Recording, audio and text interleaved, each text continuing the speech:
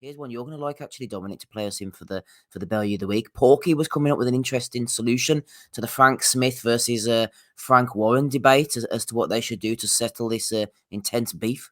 Spotty Frank and Bricktop need to work together, or they need to go in a room, the door needs to be shut, and they need to get at it. You know? Just fighting in thought. Is he saying they should fight or they should bang? I don't know. Interesting stuff from Porky there.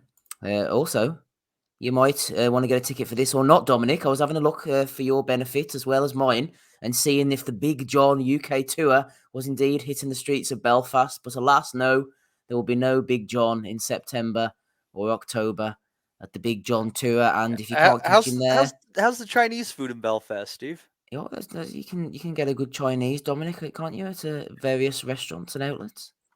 Yeah, I'm an Indian man myself, Steve, if I go at that, but I had a close relative who's now deceased, but she used to love her Chinese, and she used to call it the Chinese the chinkers. It's just she was actually my godmother, actually, and but just to say that times, like nowadays you wouldn't dream of saying that out loud, like, as I just did, but. She used to love her chinkers on a Saturday night. But yeah, who's going to get cancelled first? Also, the British Board of Boxing Control, or as Porky would say, of no control. On Big John, I find him.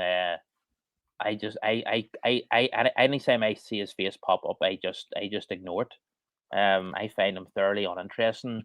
I have to be honest. Well, I like to be honest when I come on here, but I find him. I actually don't find it funny at all. I just find it. I just couldn't give a toss about him. I don't even find it funny. I just find it. Moving on. Move on. Well, good news is he's going to Australia and New Zealand, so it won't be your problem for a period of time. If he makes it down there, good luck to him. That's what I say. Anyway, back to the real boxers. Devon Haney was on Twitter. He says, Gamboa, Linares, Jojo Diaz, Cambosos ×2, Loma and Prograis next. 24 years old. Only compare me to greats, because only greats have done it. Dan Canobio's backing up. Do more than your counterparts, he says. Faint praise indeed from Dan there. Only the greats. Devon Haney is in good company. Talking of good company, Rick Glazer was making some clarifications this week. He said, to put some rumours to rest, my wife is not a mail order bride. Sonia does not wear a wig, and I did not buy my wife. In reality, up till marriage, we lived a mile away from each other since 1999. We met by accident in 2012 at a local fine dining establishment. My wasn't the Jinkers, was it? My wife was the owner of a high-quality boutique home nursing agency. Till the pandemic, she's very financially stable, even without yours truly. Please stop with the insults of my lovely wife, Matty, of what will be 10 years in November. Thank you. That's you told. Leave him alone. People are insulting his wig-wearing wife? What the fuck's up with this shit? Oh, he's class, isn't he? Old Rick Glazer. I still don't know what he does anyway. This one, I spotted this one during the week on Boxing News 24. 7 world champions who retired undefeated. Number 7 was Edwin Valero. I think retired undefeated. It's a bit of a stretch, like. Boxing News 24. To be fair, he did go out on his own terms, if you believe the Venezuelan government's events. I suppose so. Oh, dear me. Anyway, Abe Morales was looking up possible future fights for Conor Benn. He said, that'd be a good fight. A good test of skills for Ben. He's talking about Gennady Golovkin. Wonder if Gennady would take it. It'd be great for his career too. Lots of publicity there, Dominic, for Golovkin fighting someone like Ben of his stature. I saw this during the week. I would be surprised actually if Golovkin. I would be surprised if he actually knows who Ben is. Quite frankly, he probably, I would say, he hasn't heard of Ben. There's talk of Golovkin once won final fight in Kazakhstan. To round out of his career. Can you imagine Ben going out to flipping Astana or Karaganda and fighting Golovkin? It'd be I don't know. Some of these folk. As I say on Twitter, it's an endless source of examples of idiocy and stupidity. Just where they get some of these people, I don't know. He might get sold into sexual slavery if he ends up going over there, you'd think, wouldn't you? Well, as we all know, Kazakhstan is the greatest country in the world. All other countries are run by little girls. I never said that.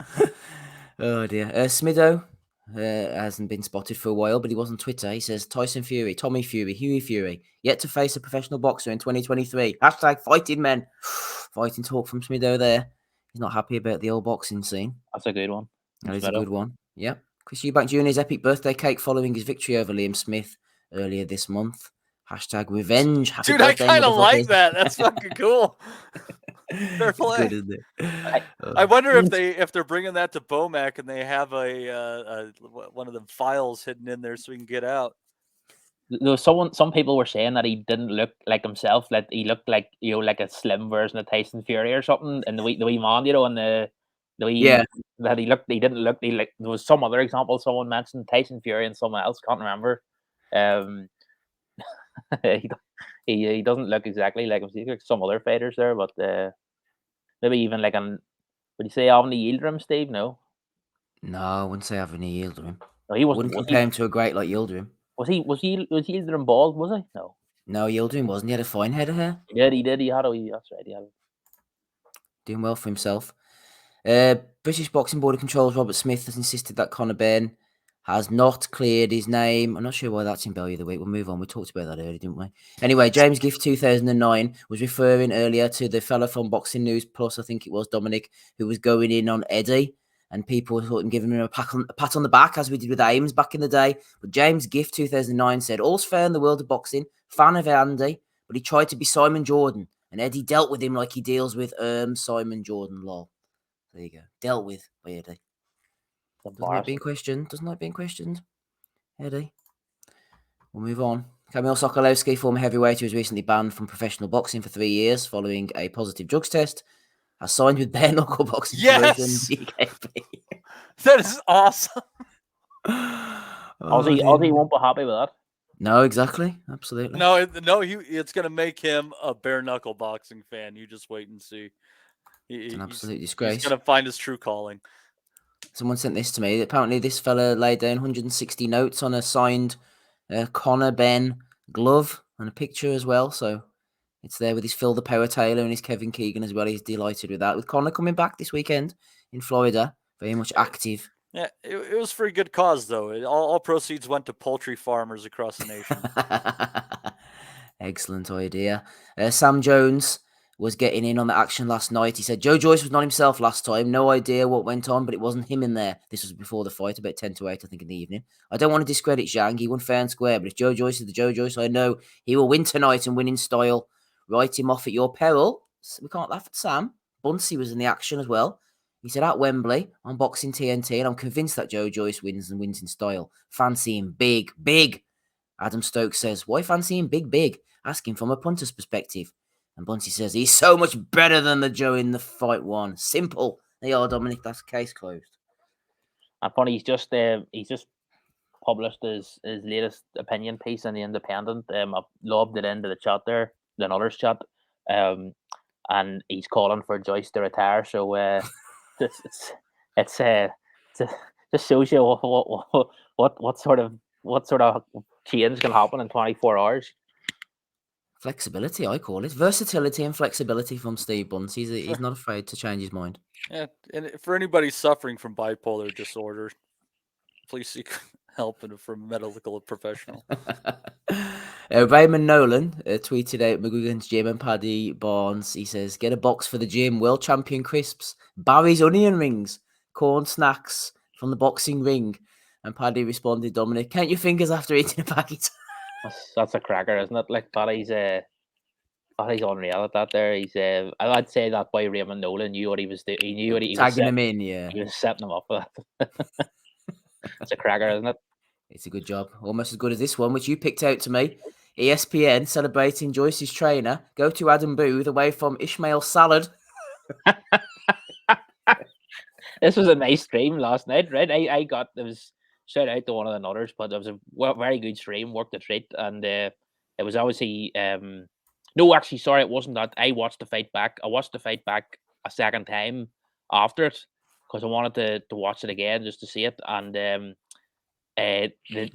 second stream I got was ESPN with Timmy Bradley and that guy that you like, Steve. What's his name? Bernardo Osuna. No, the one. Tessitore. Yeah, the one that Oh, Steve yeah. really likes. Oh yeah. And anyway, I it was in between rounds, and funny between the rounds, I was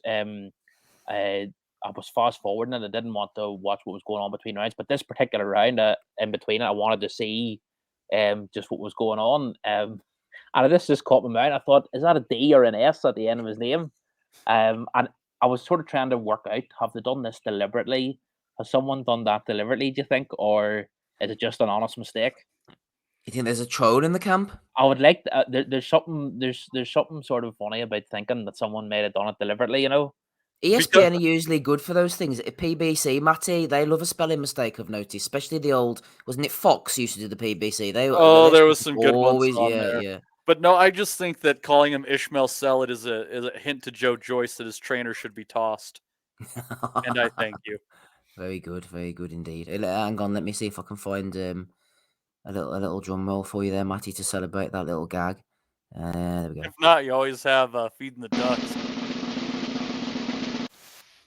There we are. We're getting through it as best as we can, everybody. Let's have a look. Oh yeah, Mike Hunt there Yeah, said it says that. Yep. D is next to S on a keyboard, so it's an easy mistake. So yeah, absolutely, that's a good point. They could have been doing it on the fly, then, boys. The fly in the salad. And this final one here, selling Matchroom for 5 billion. Eddie was saying a few years ago. I'm not really sure how that one's holding up, but he's big plans. You got to shoot for the stars. To be fair, he didn't Absolutely. specify in what currency. Yeah, could have been Ugandan dollars, I suppose. Right, I know Dominic, you sent me a Bellew of the week from the Times. I'm gonna keep that one to next week if you don't mind, because I tried reading it out earlier and I just couldn't quite manage to get to the end. I'm starting to struggle a bit now, but we managed to get through all those ones. Do you, Matty, have anything to add in for Bellew of the week, episode 541? No, I have been dealing with plumbing issues all week. Plumbing issues for Matty. Dominic, any plumbing issues or any Bellew of the weeks? Do you want me to read it out quickly, Steve? I have it here. Yes, go on then. Yep, go on. Yep, I'll put it on the screen as well. Yep.